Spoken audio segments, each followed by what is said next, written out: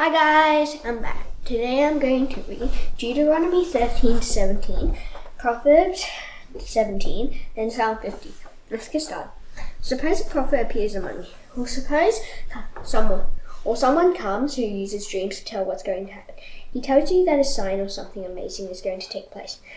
The sign or amazing thing he has spoken about might really take place. Then the prophet might say, let's serve other gods, let's worship them. But you haven't known anything about those gods before, so you must not listen to what that prophet or dreamer has said. The Lord your God is testing you. He wants to know whether you love him with all your heart and with all your soul. You must worship him, you must honor him, keep his commands, obey him, serve him, remain true to him. That prophet or dreamer must be put to death. He told you not to obey the Lord your God. The Lord brought you out of Egypt. He set you free from the land where you were slaves. He commanded you to live the way he wants to. But that prophet or dreamer has tried to get you to be unfaithful to the Lord. Get rid of that evil person. Suppose your very own brother or sister secretly tempts you to do something wrong, or your child or the wife you love tempts you, or your closest friend does. Suppose one of them says, let's go and worship other gods, but you and your people of longer hadn't known anything about those gods before. They are the gods of the nations around you. Those nations might be near or far away. In fact, they might reach from one end of the land to the other. Don't give in to those who are tempting you. Don't listen to them. Don't feel sorry for them. Don't spare them or save them. You must certainly put them to death. You must be the first to throw stones at them. Then all the people must do the same thing. Put them to death by throwing stones at them. They tried to turn you away from the Lord your God. He brought you out of Egypt. That's the land where you were slaves. After you kill those who tempted you, all the Israelites will hear about it, and they'll be too scared to do an evil thing like that again. The Lord your God is giving you towns to live in. But suppose you hear something bad about one of those towns. You hear that people who cause trouble have appeared among you. They've tried to get the people of their town to do something wrong. They've said, let's go and worship other gods. But you haven't known anything about those gods before. So you must ask people some questions. You must check out the matter carefully. If it's true, an evil thing has really happened among you. It's something the Lord hates. And then you must certainly kill with your swords everyone who lives in that town. You must destroy completely. You must wipe out its people and livestock. You must gather all the goods of that town into the middle of the main street. You must burn the town completely. You must burn up everything in it. It's a whole burnt offering to the Lord your God. The town must remain a pile of stones forever. It must never be built again. Don't keep anything that should be destroyed. Then the Lord will turn away from his great anger. He will show you mercy. He will have deep concern for you. He will cause there to be many of you. That's what he promised your people long ago. He gave his word when he made the promise. The Lord your God will do those things if you obey him. I'm giving you his commands today, and you must obey all of them. You must do what is right in his eyes. You are the children of the Lord your God. Don't cut yourselves to honor the dead. Don't shave the front of your heads to honor the dead. You are a holy nation. The Lord your God has set you apart for himself. He has chosen you to be his special choice. He chose you out of all the nations on the face of the earth. Don't eat anything the Lord hates. Here are the only animals you can eat. You can eat oxen, sheep, goats, deer, gazelles, roe deer, wild goats, ibexes, antelopes, and mountain sheep. You can eat any animal that has a divided hoof, but it must also chew the cud. Some animals only chew the cud. Others only have a divided hoof. The camel, rabbit, and rock badger chew the cud, but they don't have a divided hoof, so you can't eat them. They are not clean for you. Pigs aren't clean for you either. They have a divided hoof, but they don't chew the cud, so don't eat their meat, and don't touch their dead bodies. Many creatures live in water. You can eat all the ones that have fins and scales, but don't eat anything that doesn't have fins and scales. It isn't clean for you. You can eat any clean bird, but there are many birds you can't eat. They include eagles, vultures, and black vultures. They include red kites, black kites, and all kinds of falcons. They include all kinds of ravens. They include horned owls, screech owls, gulls, little owls, great owls, white owls, and desert owls. They include ospreys and cormorants. They include storks and all kinds of herons. They used to include hoopoes and bats. All flying insects aren't clean for you, so don't eat them. But you can eat any creature that has wings and is clean. And if you find something that's already dead, don't eat it. You can give it to an outsider living in any of your towns. They may eat it, or you can sell it to someone from another country. but you are a holy nation. The Lord your God has set you apart for himself. Don't give a young goat in its mother's milk. Be sure to set apart a tenth of everything your fields produce each year. There are other things you should eat in the sight of the Lord your God. You should eat a tenth part of your grain, olive oil, and fresh wine. You should also eat the male animals among your livestock that were born first to their mothers. Eat all these things at the special place the Lord your God will choose. You will put his name there. You will learn to honor him always. But suppose the place the Lord will choose for a thing is too far away from you. Then suppose your God has blessed you, and your tenth part is too heavy for you to carry. Then sell for silver. Take the silver with you. Go to the place the Lord your God will choose. Use the silver to buy anything you like. It can be cattle or sheep. It can be any kind of wine. In fact, you and your family can eat there in the sight of the Lord your God. You can be filled with joy. Don't forget to take care of the Levites who will live in your town. They won't receive any part of the land as their share. At the end of every 3 years, bring a tenth of everything you produce that year. Store it in your town. Then the Levites can come and eat. That's because they won't receive any part of the land as their share. The outsiders and widows who live in your towns can come. So can the children whose fathers have died. Everyone who can have plenty to eat. Then the Lord your God will bless you in everything you do. At the end of every 7 years, you must forgive people what they owe you. Have you made a loan to one of your own people? And then forgive what is owed to you. You can't require that person to pay you back. The Lord's time to forgive what is owed has been announced. You can require someone from another nation to pay you back, but you must forgive what any of your own people owes you. There shouldn't be any poor people among you. The Lord will greatly bless you in the land he has given you. He will take it over as your own. The Lord your God will bless you if you obey him completely. Be careful to follow the commands I'm giving you today. The Lord your God will bless you, just as he has promised. You will lend money to many nations, but you won't have to borrow from any of them. You will rule over many nations, but none of them will rule over you. Suppose someone is poor among you, and suppose they live in one of the towns in the land the Lord your God has given you. So then don't be mean to them. They are poor, so don't hold back money from them. Instead, open your hands and lend them what they need. Do it freely. Be careful not to have an evil thought in your mind. Don't say to yourself, the 7th year will soon be here. It's the year for forgiving people what they owe. If you think like that, you might treat the needy people among you badly. You might not give them anything. Then they might make an appeal to the Lord against you. Then he will find you guilty of sin. So give freely to needy people. Let your heart be tender towards them. Then the Lord your God will bless you in all your work. He will bless you in everything you do. There will always be poor people in your life. So I'm commanding you to give freely. Give freely to those who are poor and needy in your land. Open your hands to them. Suppose any Hebrew men or women sell themselves to you. If they do, they'll serve you for 6 years. Then in the 7th year, you must let them go free. But when you set them free, don't send them away without anything to show for their work. Freely give them some animals from your flock. Also give them some of your grain and wine. The Lord your God has blessed you richly. Give to them as he has given to you. Remember that you are slaves in Egypt. The Lord your God has set you free. That's why I'm giving you this command today. Now, suppose your servant says to you, I don't want to leave you. He loves you and your family, and you are taking good care of him. Then take him to the door of your house. Poke a hole through his earlobe into the doorpost, and he will become your servant for life. Do the same with your female servant. Don't think you are being cheated when you set your servants free.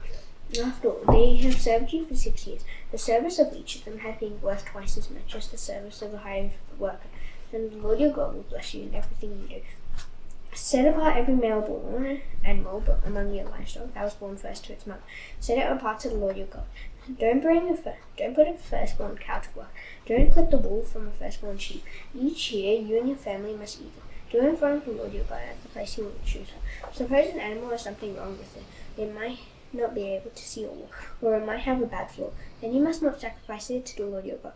You must eat it in your own time. Those who are clean and those who are unclean can eat it. Eat as if it were antelope or deer meat. But you must not eat meat that still has blood in it. Pour the blood out on the ground like water. Celebrate the Passover feast of the Lord your God in the month of Aviv. In that month he brought you out of Egypt at night. Sacrifice an animal from your flock or herd. It is the Passover sacrifice to honor the Lord your God. Sacrifice at the special place the Lord will choose. He will put his name there.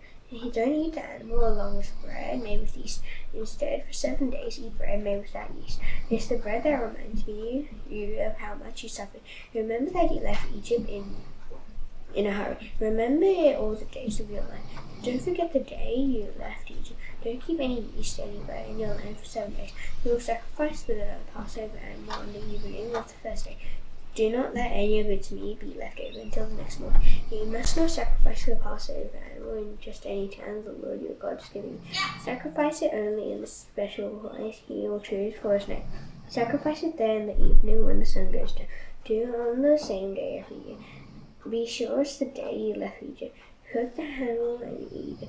Do have the place the Lord your God will choose.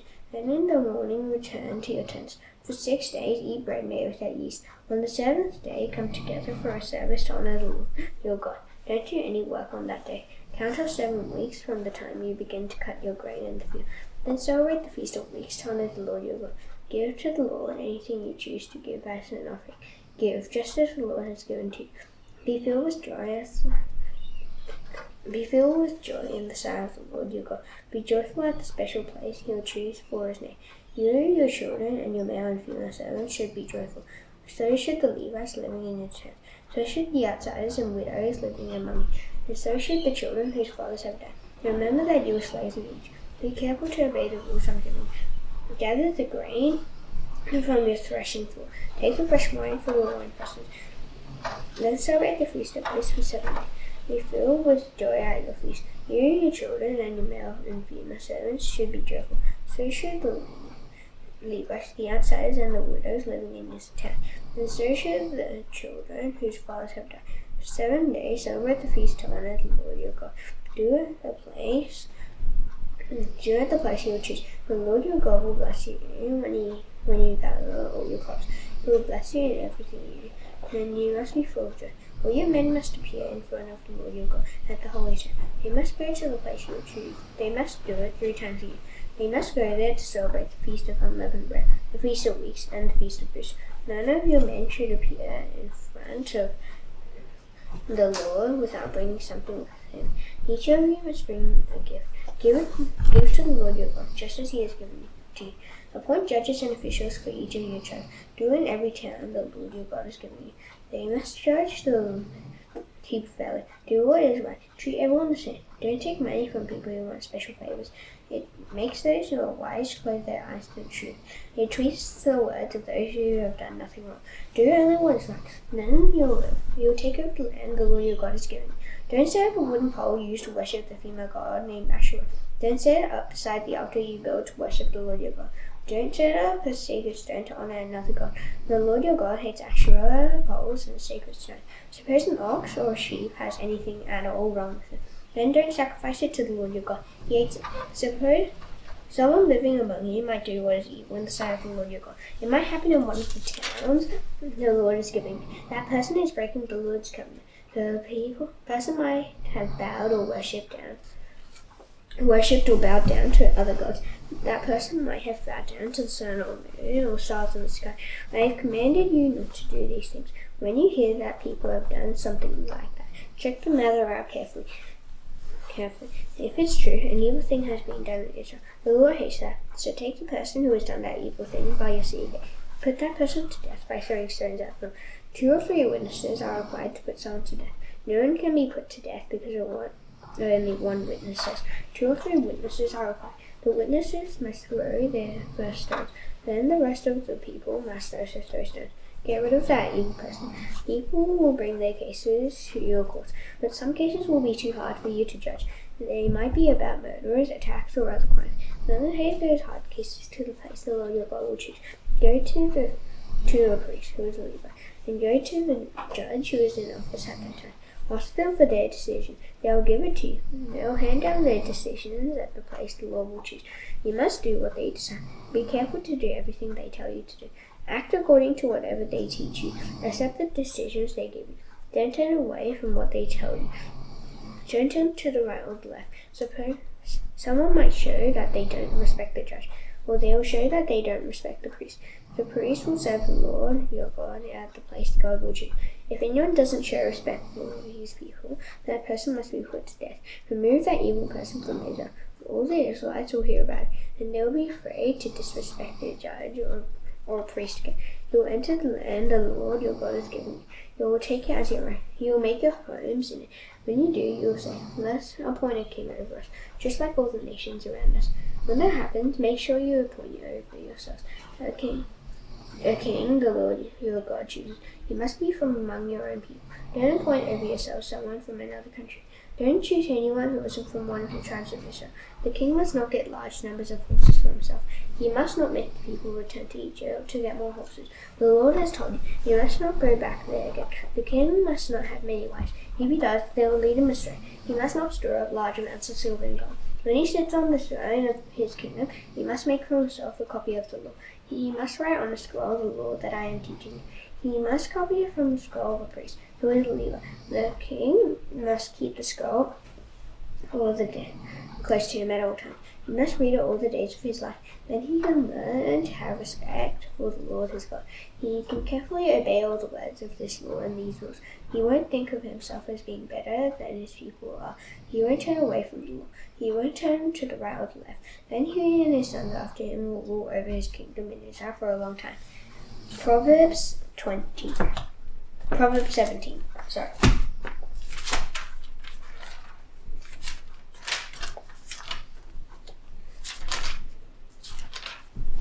It is better to eat a dry crust of bread in peace and quiet than to eat a big dinner in a house full of fighting. A wise man will rule over his shameful child. He will be given part of the property as if he were a family member. Fire tests silver, and he tests gold, but the Lord tests our hearts. Evil people listen to lies, lying people listen to you. Anyone who laughs at those who are poor makes fun of their maker. Anyone who is happy when others suffer will be punished. Grandchildren are like a crown to older people, and children are proud of their parents. Fancy words don't belong in the mouths of ungodly fools, and lies certainly don't belong in the mouths of women.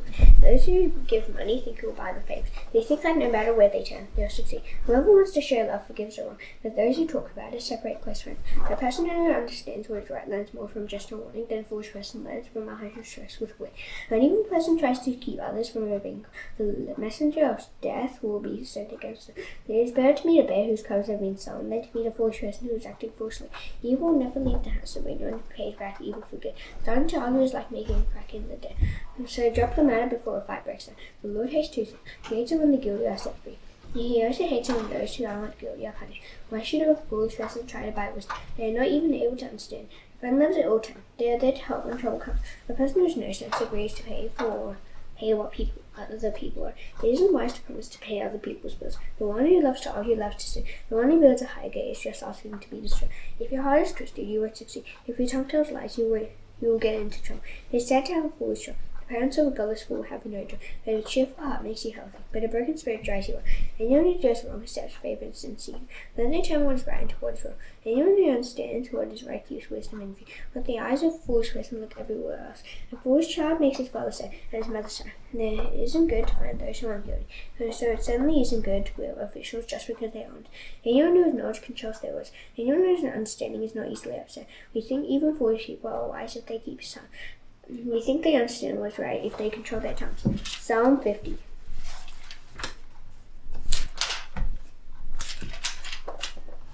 The mighty one, God, the Lord speaks. He calls out to the earth, from the sunrise in the east to the sunset in the west. And from Zion, perfect and beautiful, God's glory shines out. Now God comes, and he won't be silent. The burning fire goes ahead of him. A terrible storm is all around. He calls out to heaven and earth to be his witnesses. Then he judges his people. He says, gather this holy people around me. They made a covenant with me by offering a sacrifice. The heavens announced that what God decides is right. That's because he is a God of justice. God says, listen, my people, and I will speak. I will be a witness against you, Israel. I am God, your God. I don't bring charges against you because of your sacrifices. I don't bring charges because of the burnt offerings you always bring me. I don't need a bull from your barn. I don't need goats from your pens. Every animal in the forest already belongs to me, and so do the cattle on 1,000 hills. I own every bird in the mountains. The insects in the fields belong to me.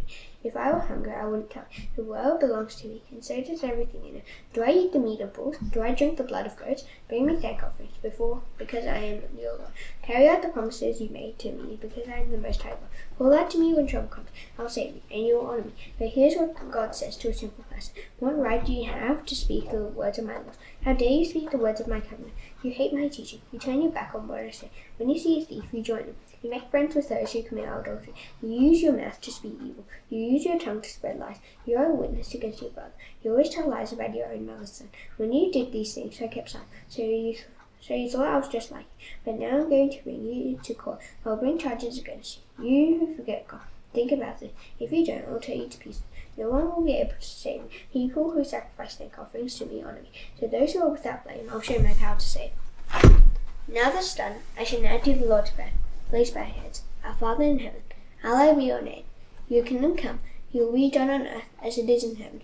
Give us today our daily bread. Forgive us our debts, as you richly forgiven our debtors. Lead us not into temptation, but deliver us from the evil one. For yours is the kingdom, and the power, and the glory forever. Amen. See you tomorrow. Bye.